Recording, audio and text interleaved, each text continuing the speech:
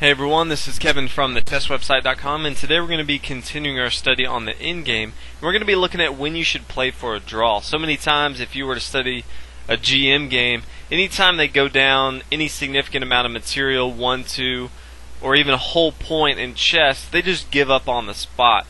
But really, if you're not a GM, I highly recommend you don't just give up.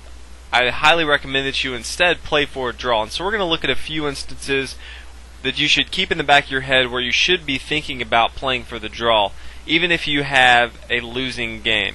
So in this case, if you look at right here and it's black's move, if black tries to move like queen to d2, trying to eye down on this g2 square, trying to checkmate the king, as you can see, black has a decisive advantage up an entire piece, this rook here on a2.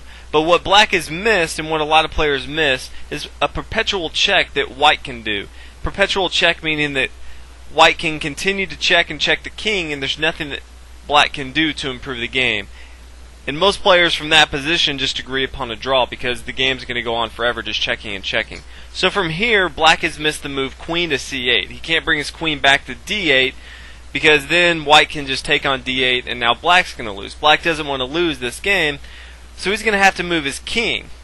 From here, the queen can come down to f5, and either the king can go back if he moves his king back to g8 or h8, doesn't matter. Our queen can now come back to c8. If instead he moves his king to h7 and we move our queen back to f5, let's say he tries to move his pawn to g6. Now we can capture this pawn on f7, and then the king and the queen are just going to continue to go back and forth. And this is perpetual check. If you perpetual check in the rule books, it's not a draw, but most players after perpetual check will just agree on a draw, and that's usually what happens. But as you can see here, white's down a lot in material, but at the same time black left him an opportunity to have perpetual check. And especially this happens if you have a queen. Anytime you have a queen, I like to look for perpetual check. So many players, if they go down in material, they try to just throw the entire kitchen sink at your opponent, sacrificing pieces off the wall, trying for an extravagant attack, when instead, a lot of times if you go down and you know you don't have a good chance to win, I try to set up a perpetual check. I try to use the pieces that I have to try to expose the king so that I can perpetual check and get a draw out of the game. And I think this is a lot more beneficial than just throwing all your pieces away and then losing the game pretty easy. So we're going to take a look at another example of how perpetual check works in the endgame. In our next examples, we can see white has a huge advantage. Again, up an entire rook. But if it's black's move, take a minute and see if you can find the perpetual check.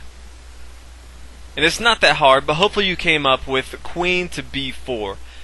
And the king is going to have to move 1 of 2 places. He's going to move, well, 3 places. A2, A1, or C1. But either way, the queen can have perpetual check. If he moves to A1, we can come to A4. If he comes back to B1, we can come to B4. If he ever tries to come to C1, then we can bring our queen to A3. He can't get out of these checks. We can continue to check him all day long, and there's no way that he can get out of this. So this is a simple way where if we have a queen, we should always be looking especially for perpetual check if we're down a lot of material, where a lot of players will try some fancy exchange and end up losing the game pretty easily.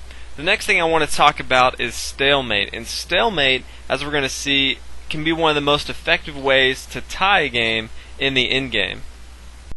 Stalemate is a position where the king cannot move, but he's not in check, and this is a drawn game. And a lot of people don't win their games because they allow their opponent's king to be in stalemate. And there's a lot of people who are be looking to stalemate your own king. In this position here, this is a famous game where it's black's move, and black thought it'd be wise to push his pawn up the board. He saw that if pawn to b2 and the rook captured on b2, then the rook could come to h2, and after the king moved, he could take this rook on b2 and have an easy endgame. But what black did not see is that after he came down to h2, the king could come to f3, and after the rook captures on b2, this is a drawn game. This is stalemate. The king cannot move anywhere, but at the same time, he's not in check. So this is a drawn game. So black had a decisive game winning, but he ended up drawing the game because of stalemate. So there's a lot of times in chess where you should look to stalemate your own king so that you can draw and not lose a game. One of the things that you want to look for especially is in the king and pawn endgame, and we'll go ahead and take a look at that real quick. In the king and pawn endgame, it's very important to know when a stalemate can occur and when one cannot occur. In the position, if the pawn is on the f file or the h file, or if it's on the bishop file or the rook file, however you want to look at it, it happens on both sides, the a and the c, or the f and the h. If it's on the f file or if it's on the h file, then this is going to be a drawn game. If the king can get to f8 or if the black king can get to h8, these are going to be drawn games. There's nothing white can do except to stalemate the black king. So these are a few things that you want to look at if you're in an endgame and you can see that yes, you're down a pawn and your opponent may think he can promote his pawn to a queen.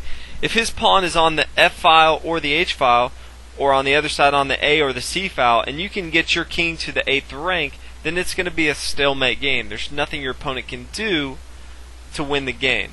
So these are a few things. 1, perpetual check, and 2, stalemating yourself if you need to, if you're down a material. If that's the only way to draw a game, it's much better than losing. So these are 2 things you could always think about in an endgame. Hopefully you guys enjoyed our 3rd installment of the endgame lessons. If you haven't already, please subscribe. Thanks for watching. I'll see you guys next video.